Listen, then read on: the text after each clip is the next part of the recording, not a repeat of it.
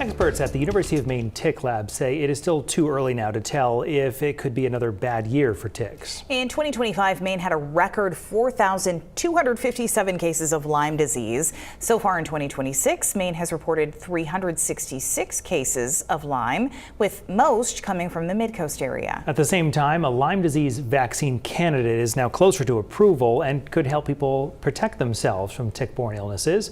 News Center Maine's Vivian Lee explains from Pownell.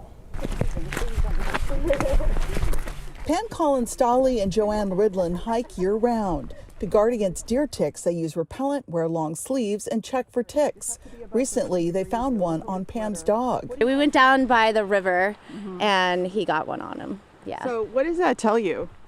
That tells me to be vigilant about it and protect the dogs, protect ourselves. Like if you're vigilant, take precautions, look afterwards.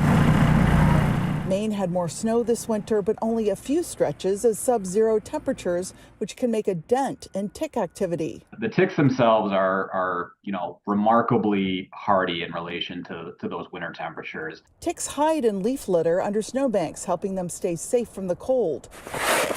More ticks survive and lay eggs in the spring. Griffin Dill, the manager of the UMaine Tick Lab, says people have sent in several dozen tick samples. He expects that number to rise significantly later this month as temperatures warm up.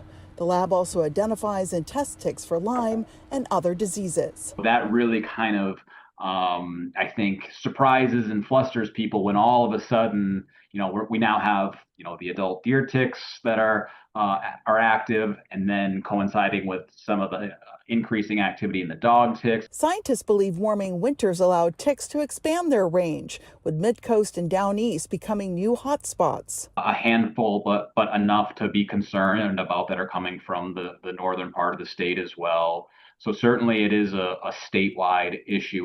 More than 360 Lyme disease cases have been reported to the Maine CDC so far this year, but it's too early to tell if the state will set another record. One positive, Valneva and Pfizer recently released phase 3 trial results of a Lyme disease vaccine candidate showing over 70% effectiveness. Appreciate that. All right, thanks. Dr. Sean McCloy treats patients for Lyme and tick-borne illnesses. I was encouraged to see that there were not a lot of side effects showing up, at least in the preliminary data.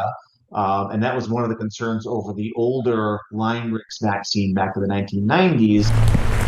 As for Joanne and Pam lowering their exposure to tick-borne illness, it's not an illness that you want to see humans go through or your fur babies going through. Is always top of mind. In Pownell, Vivian Lee, News Center, Maine. Experts say the bulk of this year's cases are expected to happen from spring through fall, when ticks become more active and people are more likely to be outside. More information on Lyme and other tick-borne diseases can be found right now at newscentermaine.com.